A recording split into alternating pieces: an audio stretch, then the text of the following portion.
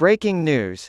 Putin claimed that the United States and the ruling elite stand to gain significantly from the Israeli-Hamas conflict, along with the core nations themselves, are currently reaping substantial benefits from the conflicts in the Middle East and elsewhere around the globe. This was revealed by Russian President Vladimir Putin on October 30, 2023. No one can let their emotions control them, and no one has the right to. According to a TASS report from Saturday, the 31st of October 2023, Putin said, "We need to clearly see who is behind the tragedies of the people in the Middle East and elsewhere around the world, who controls the machinery of mechanical death, and who profits from it. We can't let our emotions control us, and we have no right to do so." According to a TASS report from Saturday, the 31st of October 2023, Putin said, "We need to clearly see who is behind the tragedies of the people in the Middle East and elsewhere around the world, who controls the machinery of mechanical death, and who profits from it. In my opinion, this is obvious to everyone at this point. The directive givers act in a straightforward and honest manner." Russia's Vladimir Putin said in a meeting about the situation in Dagestan that the United States and its satellite countries benefit most from the current global instability.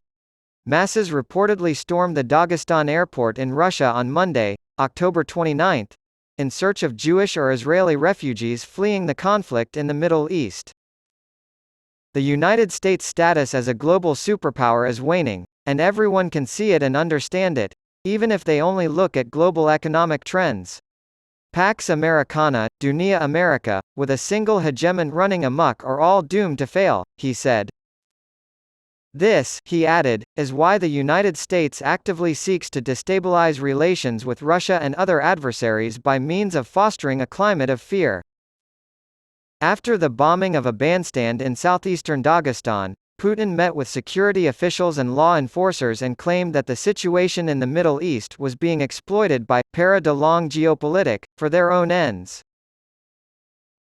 He claimed that nobody could allow the birth of hundreds of thousands of innocent citizens of Gaza.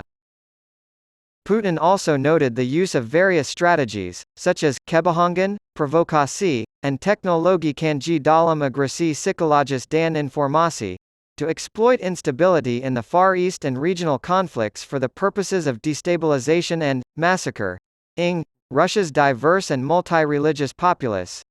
When asked about the recent crisis in the Middle East, he noted that it began with an attack on Israel on October 7 and said, "Allah mengukam para penjahat dan teroris, sayangnya, mereka mulai membalas dendam atas prinsip tanggung jawab kolektif." Putin has also suggested that Palestinian leadership holds the key to ending the Middle East conflict. He also said that Moscow's position in resolving the Palestinian-Israeli conflict had never been motivated by Moscow's own self-interest.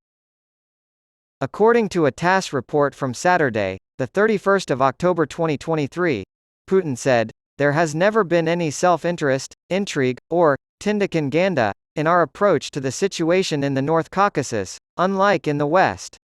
Putin was discussing the situation in Dagestan.